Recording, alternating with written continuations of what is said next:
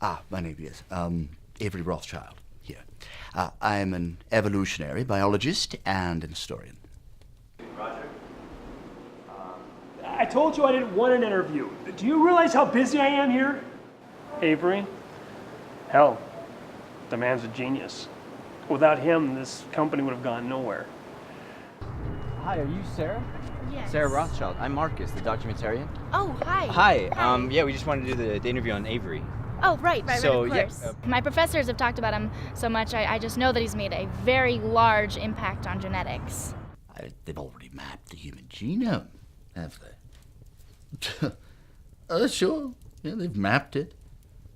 In the same way that Magellan mapped the Earth when he circumnavigated the globe. Sure, he crossed the Pacific, but how much did he actually discover? He does have a point. 6 billion base pairs completely mapped. Yes, they've identified them, but what they have conveniently left out of their official declaration is that they have not even started to analyze just a fraction of them yet. Genetic abnormalities are common in human beings today.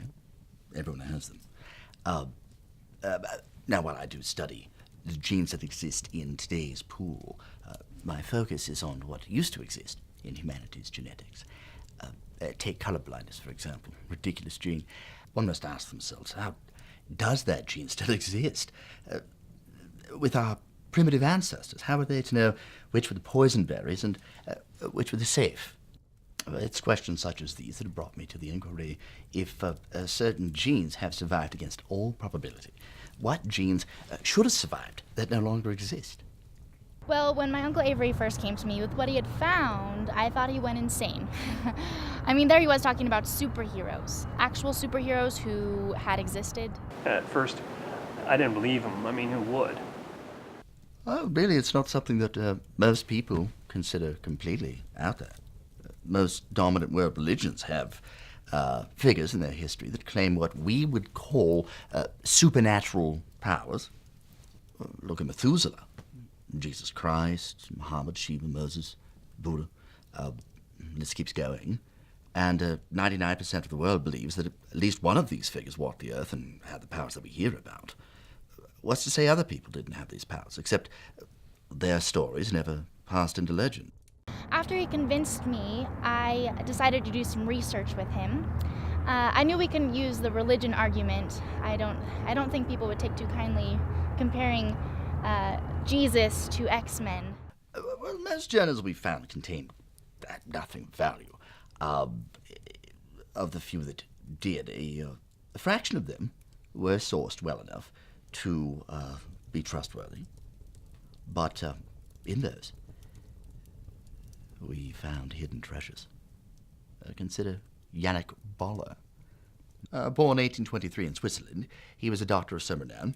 The reason for this is he held the power to heal others. Unfortunately, he was immune to his own effects, and when he was younger, contracted a disease that made him sterile.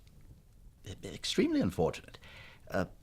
Many reasons why these genes are not seen today is simply because of that bad luck. The problem with the gene is that it is very recessive, and so we don't know how long it will be around. We found it. An adolescent boy in America descends from the proper lines. We took the liberty of contacting him, and the boy claims that he has a power.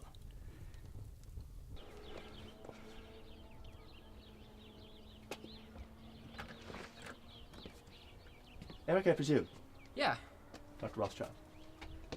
Excellent to meet you. you came. Of course I came. I'm looking forward to it. I can't believe you came. I didn't think anyone would believe me. Oh, no, I believe you. That's why we're all here. We want to see what you can do. Now comes the exciting part. Eric, can you just show us a little of what you do? Yeah. Yeah.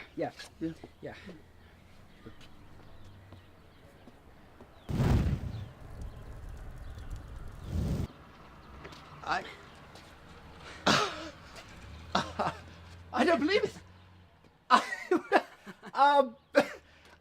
Did you got that? That exists. It's real. finally, we will have Superman. This will change the course of history. And that boy there, he'll be a legend. I can't believe it. Hey, This moment will forever be remembered. Forever. Doc! How can that be? Check this out!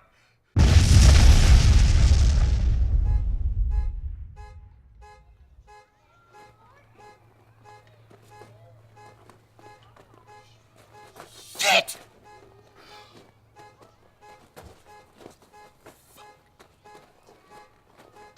Turn that thing off! Turn that damn thing off! Turn it off!